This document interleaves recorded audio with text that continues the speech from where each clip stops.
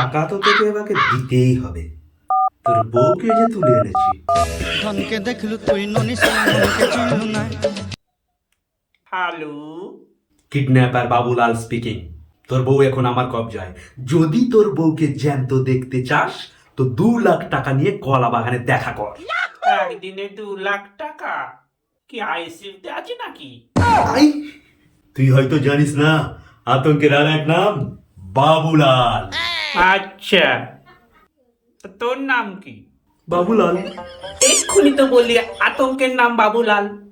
I, তুই বেশি আরে আমি তো আতঙ্ক।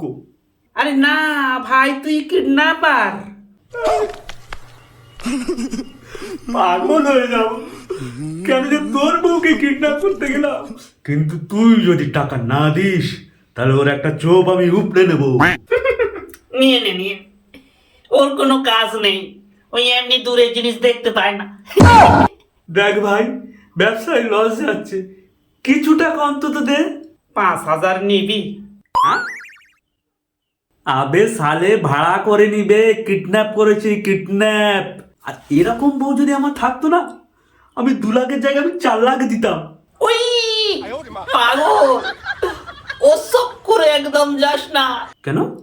7 লাখ আমাকে দে, ওই রকম দুটো তোরে দিয়ে দেবো। হে ভগবান, বউ আমার লাগবে না, তুই অন্তত 1 লাখ টাকা দিয়ে তোর বউকে নিয়ে যা। 1 লাখ তোরে দেবো কেন? ওর সাথে আরো 1 লাখ দিয়ে আমি নতুন একটা নিয়ে নেবো।